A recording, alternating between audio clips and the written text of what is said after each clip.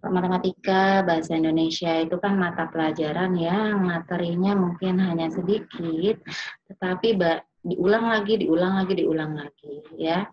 Kita telah mempelajari cerita pendek atau cerpen itu dari SD.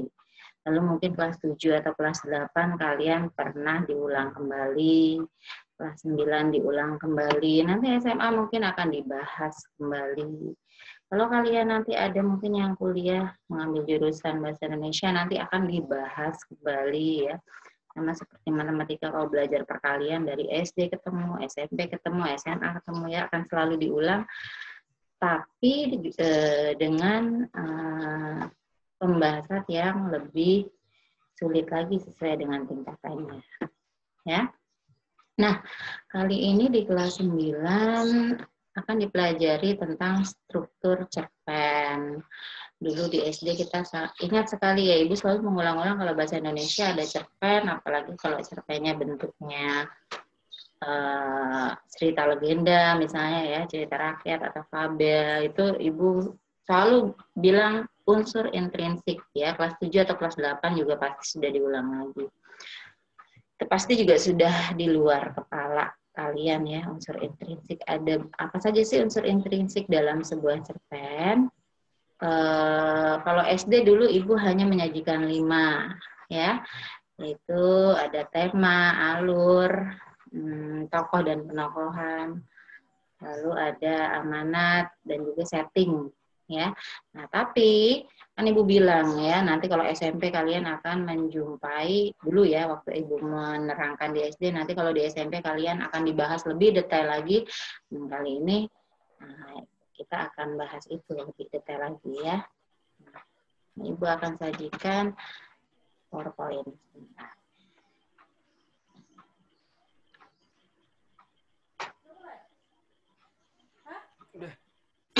Terlihat ya PowerPoint-nya.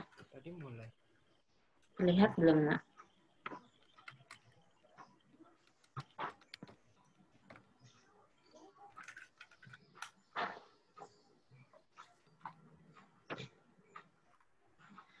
Sudah terlihat PowerPoint-nya? Halo, sudah terlihat PowerPoint yang Ibu lampirkan?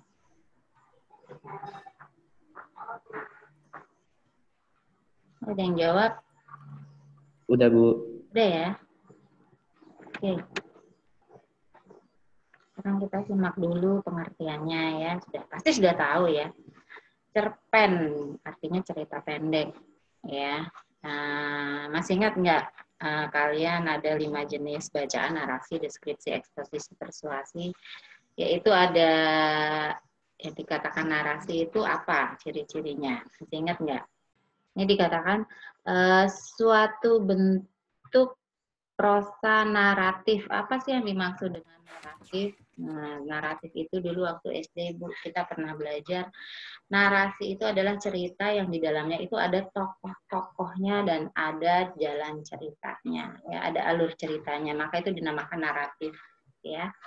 Fiktif apa? Fiktif itu berarti tidak benar-benar terjadi atau hanya khayalan manusia, ya. Beda sama berita atau cerita-cerita sejarah. Ya, maka dikatakan cerpen cerita yang pendek dan itu merupakan prosa naratif fiktif. Naratif maksudnya ada tokoh-tokohnya dan alur, fiktif artinya bukan benar-benar terjadi. Ya. Cerpen cenderung singkat, padat, dan langsung pada tujuannya dibandingkan dengan karya-karya fiksi lain seperti novel, ya, atau cerbung, cerita bersambung, atau bahkan komik bentuknya, ya, cerita bergambar. Ya, cerpen cenderung lebih singkat, biasanya itu ciri-cirinya nanti akan kita bahas. Kata-kata yang terdapat dari cerpen itu biasanya tidak lebih dari 10.000 kata, ya. Lalu, cerpen merupakan salah satu jenis karya sastra yang memaparkan kisah atau cerita mengenai manusia beserta seluk-beluknya lewat tulisan pendek dan singkat. Sebenarnya nggak hanya manusia ya. Pada SD ada cerpen yang bentuknya fabel ya. Fabel tokoh-tokohnya binatang. Atau pengertian cerpen yang lainnya ya, ini hanya beberapa pengertian cerpen. karangan fiktif yang berisi mengenai kehidupan seseorang ataupun kehidupan yang diceritakan secara ringkas dan singkat yang fokusnya hanya pada satu tokoh saja. Ya, beda sama cerita bersambung, nanti disajikan banyak tokoh-tokoh, tapi pada cerpen itu hanya satu tokoh saja. Walaupun nanti ada, maksudnya pastinya ada tokoh lainnya, tetapi tokoh utamanya biasanya hanya satu. Nah, ini ciri-cirinya. Ada 10 ciri-ciri pada cerpen yang bisa Ibu sajikan di sini. Ya, yang pertama ciri-cirinya itu biasanya ceritanya pasti lebih pendek dibandingkan dengan jenis prosa lainnya seperti novel, cerbung, dan lain sebagainya. Yang kedua, memiliki jumlah kata kurang dari 10.000 kata. Atau kalau mau kita ketik dalam bentuk Word misalnya itu tidak lebih dari 10 halaman. Ya. Kalau sudah lebih dari 10 halaman ya sudah dikatakan cerita yang panjang atau cerbung atau novel dan lain sebagainya. Yang ketiga, cerita yang diceritakan biasanya bersumber dari kehidupan kita sehari-hari. Ya. Yang keempat, cerbung. Ya. Cerita. Iya. Nggak ada screen-nya, Bu. Nggak ada layarnya. Masa nggak ada Iya, sih? Bu, nggak ada, Bu. Bentar ya.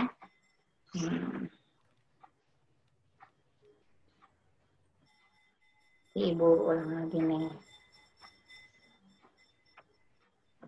Oh, tadi Ibu sempat terhenti, makanya hilang lagi deh PowerPoint-nya. Ntar ini Ibu berikan di apa? Google Classroom ya. Boleh di print atau di save di komputer kalian. Udah kelihatan belum? Sudah belum?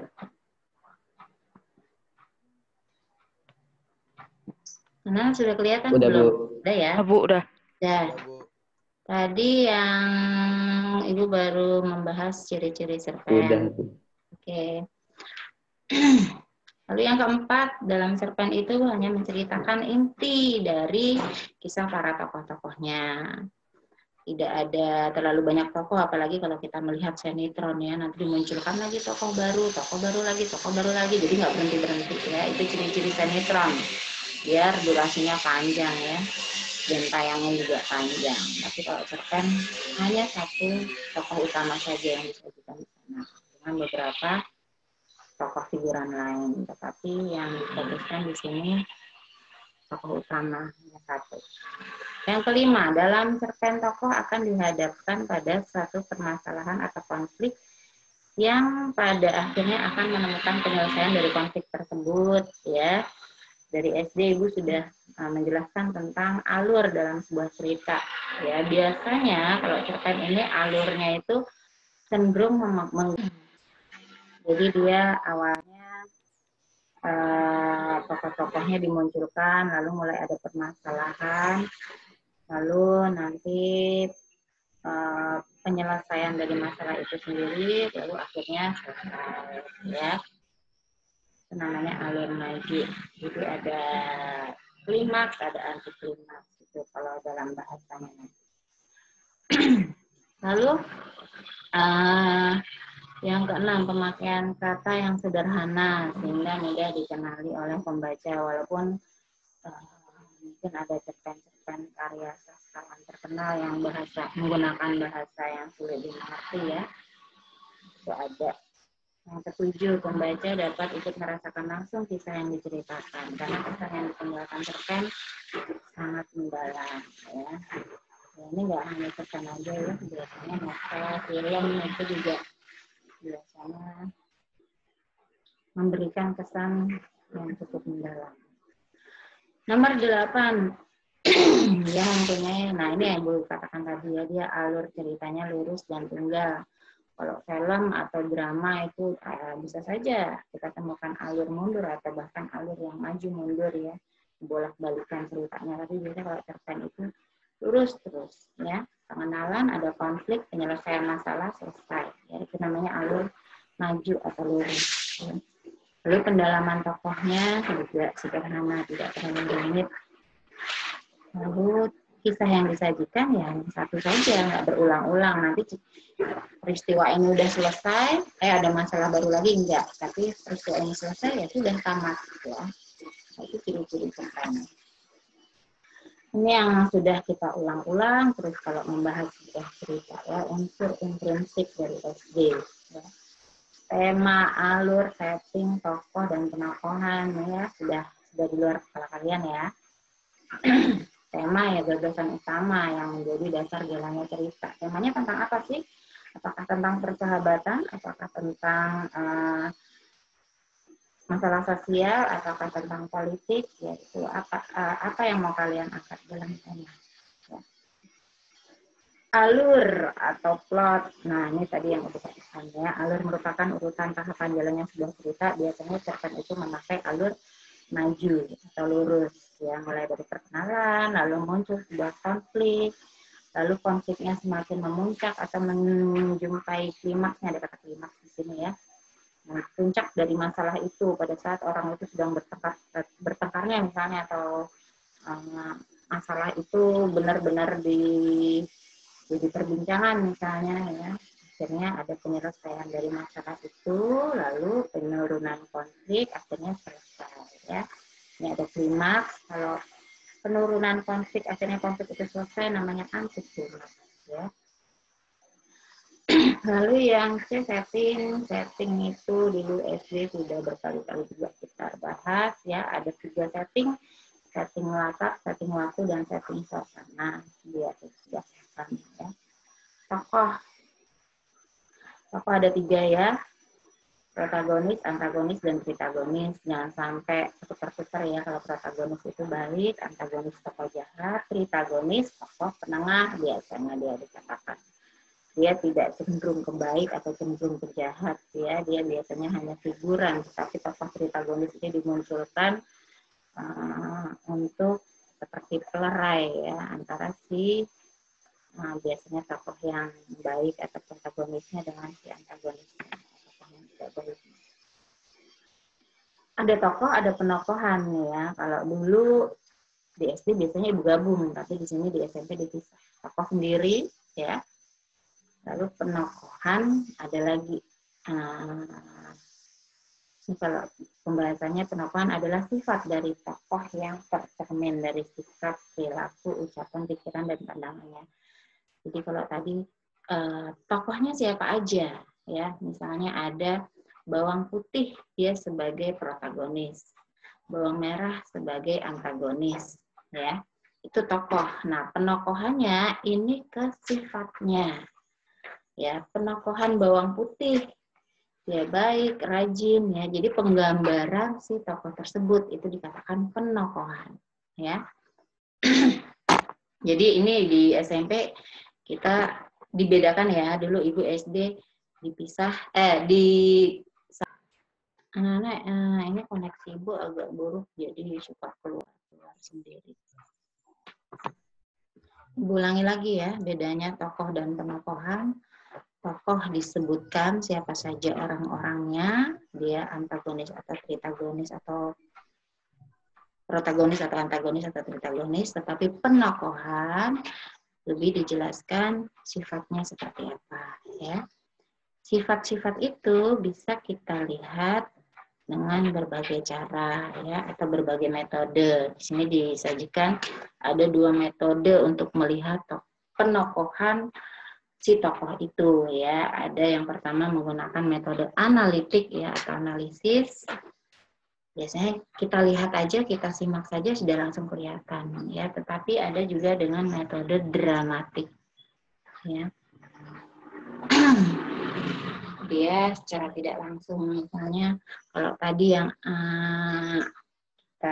melalui metode analitik itu bisa kita lihat, oh anak itu penakut, oh anak itu tokoh ini sifatnya seperti apa karena sangat samar. Jadi kita hanya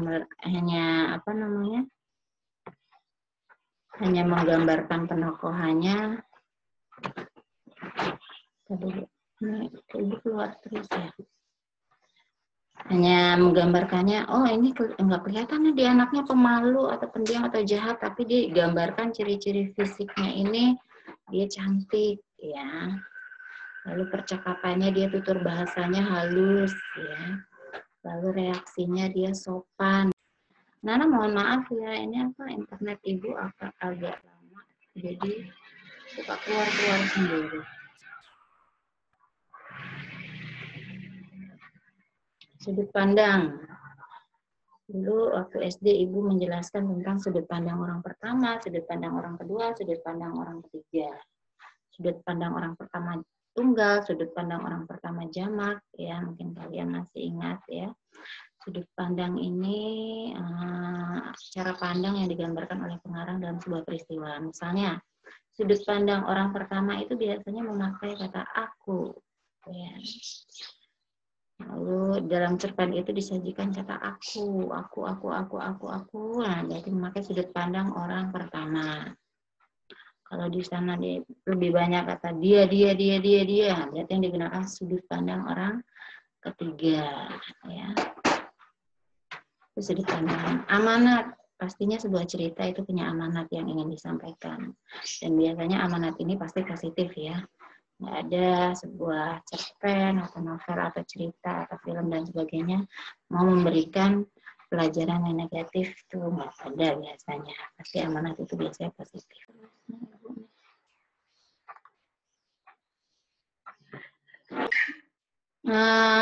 Unsur ekstrinsik sudah pernah dibahas belum waktu kelas 7 atau kelas 8? Ada yang bisa jawab? Ini kan ibu bahas unsur intrinsik dan unsur ekstrinsik. Unsur ekstrinsik itu kelas 7 atau kelas 8 sudah pernah dibahas belum? Nah, ada yang bisa jawab? Tidur nih kayaknya nih anak-anak nih. Halo, jangan tidur pada saat Zoom.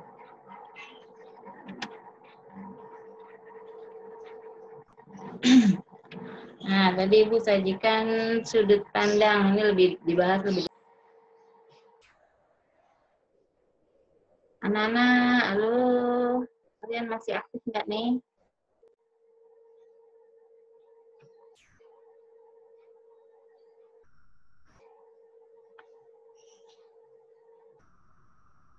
Ya, sudut pandang, ada 4 sudut pandang dalam cerpen. Yang pertama sudut pandang orang pertama, dia sebagai pelaku utama, biasanya digunakan tokoh aku. Maka si aku ini akan menjadi tokoh utamanya, dia menjadi pusat perhatiannya. Ya. Lalu sudut pandang orang pertama, tapi dia sebagai pelaku sampingan. Ya. Itu penjelasannya dalam bagian ini tokoh aku muncul sebagai pelaku tambahan atau saksi saja. Lalu ada sudut pandang orang ketiga. Bentar dulu, keluar terus ini. Jalannya sangat keluar terus. Sudut pandang orang ketiga serba tahu. Maksudnya apa? Situ penjelasannya. Sudut pandang ini menceritakan melalui atau menggunakan kata dia. Tapi pengarang tidak tahu. Aduh.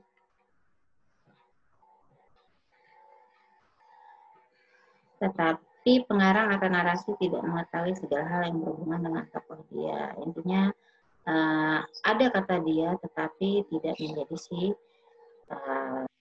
tokoh utama. Jadi tokoh utamanya biasanya namanya. Misalkan tokoh utamanya misalnya Joko, ya.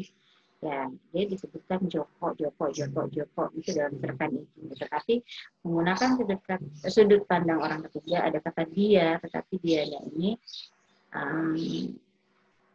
bukan yang si utama. Lalu ada lagi orang ketiga sebagai pengamat, dia hanya itu penjelasannya hanya menggambarkan apa yang dirasakan, dialami, dilihat, dan dipikir oleh orang. Sudut pandang biasanya aku dan dia, atau lebih umumnya biasanya tokoh yang disebutkan. Nah, sekarang kita masuk ke unsur ekstrinsik cerpen ya. SD belum pernah ibu bahas ya. Unsur ekstrinsik cerpen biasanya in dalam X luar. Jadi unsur ekstrinsik itu berasal dari luar sebuah cerita. Ya, cerita sudah terbentuk. Apa saja yang mempengaruhi unsur tersebut yang asalnya dari luar? Ya. Yang pertama itu bisa dari latar belakang masyarakat. Misalnya masyarakat tersebut hidup di zaman penjajahan, ya. Lalu banyak penulis-penulis akhirnya menulis tentang cerita-cerita sejarah. Ya. Atau latar belakangnya itu misalnya tentang orang-orang yang hidup di bawah orang-orang yang hidup di era modern zaman sekarang. Nah, nanti dimunculkan banyak cerita-cerita yang sudah lebih modern. Nah, lalu yang kedua latar belakang pengarang. Pengarangnya ini mungkin dia hidupnya penuh dengan kesusahan. Akhirnya dia membuat sebuah cerpen tentang yang terinspirasi dari kisah hidupnya. Atau misalnya dia pernah putus cinta misalnya.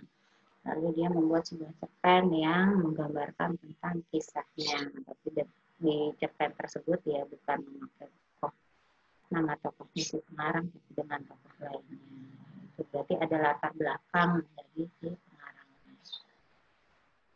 Latar belakangnya itu bisa dari riwayat hidup. Nah, ini tadi yang bilangnya pernah mengalami apa dalam hidupnya, itu dari latar belakang si pengarang. Kondisi psikologis, ya, kondisi psikologis kalau emang dasarnya orang yang suka menulis, ya berarti dia biasanya ya pasti memunculkan banyak karya sastra, ya.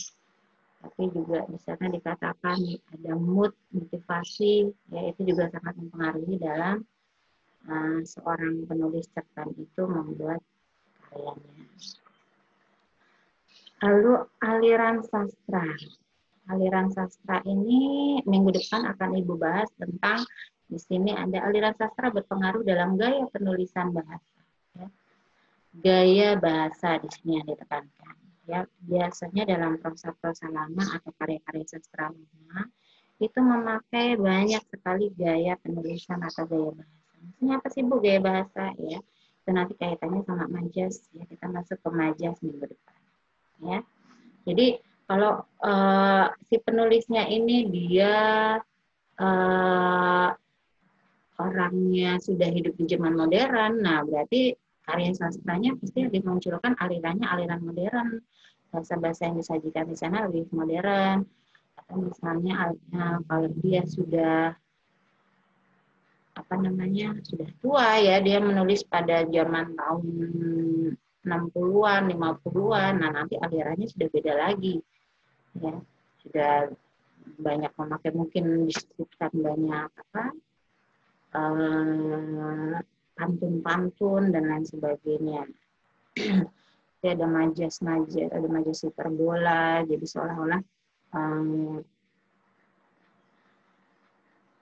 ada hiperbola, personifikasi, minggu depan kita bahas ya. Jadi seolah-olah ada yang tokoh itu selalu ditampilkan benda-benda yang bisa melakukan hal seperti manusia. Nah, itu maksudnya gaya bahasa ya. Nilai-nilai yang terkandung dalam cerpen, ada banyak nilai ya, bisa berkaitan cerpen tersebut dengan nilai agama. Atau cerpen tersebut bisa berkaitan dengan nilai sosial. Nilai sosial itu maksudnya hidup bermasyarakat ya. Atau nilai moral biasanya ajaran baik dan buruk. Atau nilai budaya, biasanya kaitannya dengan tradisi kebiasaan, hidup istiadat, ya, jadi 4 nilai biasa terkandung dalam cerpen. Nah, ini struktur cerpen, ya, mulai dari awal sampai pertengahan, klimaksnya sampai akhir. Ya, nanti kalau ada satu buah cerpen 1 halaman aja, nah itu akan terdiri dari bagian-bagian ini. Ya, yang pertama itu ada abstrak. Cerpen selalu diawali oleh abstrak, penggambaran tokoh di awal. Ya. Lalu ada orientasi. Orientasi itu mulai setelah penggambaran tokoh di abstrak ada penggambaran waktu, tempat dan suasana settingnya, termasuk orientasi. Lalu masuk ke komplikasi. Pada bagian komplikasi berisikan urutan kejadian. Lalu ada evaluasi. Nanti dievaluasi baru mulai konflik. Ya. Tadinya nggak ada apa-apa, gara-gara bukunya terselip butas, akhirnya dia marah-marah. Nah, itu namanya sudah muncul konfliknya. Ya. Jadi katakan evaluasi. Nah, lalu masuk ke resolusi. Tiba-tiba ibu datang meminta, coba nak diperiksa lagi tasnya. Nah, ini mulai pemecahan masalah, namanya resolusi. Ya. Nah, lalu yang terakhir, bagian koda. Ya, bagian ini berisikan amanat atau penutupnya. Oh iya Bu, akhirnya ketemu juga nih buku saya di dalam tas. Ibunya mengatakan, nah kan, lain kali kamu harus lebih teliti lagi. Berarti amanat cerpen tersebut kita harus menjadi lebih teliti. Nah, itu bagian penutup biasanya langsung muncul amanatnya, yaitu dikatakan koda. Ya, jadi nanti ini urutannya Ibu minta kalian hafal ya, abstrak, orientasi, komplikasi, evaluasi, resolusi, dan terakhir koda. Ya. Nah, anak-anak, berasa hari ini itu saja yang ingin Ibu sampaikan. Tadi Ibu ulangi lagi, kalau unsur intrinsik itu sudah dari SD sudah kita pelajari ya, tapi di sini di SMP tokoh dan penokohan kita. Lalu ada unsur ekstrinsik juga yang membangun sebuah cerpen atau cerita ya. Jadi ada latar belakang masyarakat dan pengarang. Ini dibaca-baca lagi ya nak ya, nanti mungkin biasanya satu bab itu Ibu 2-3 kali pertemuan baru kita penilaian harian.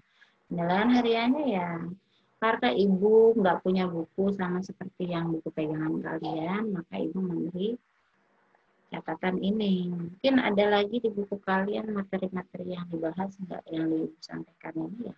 Apa dibaca-baca juga, jangan lupa itu buku paket bahasanya. Kalau ada banyak latihan-latihan, coba diisi, dijawab ya soal-soal latihannya.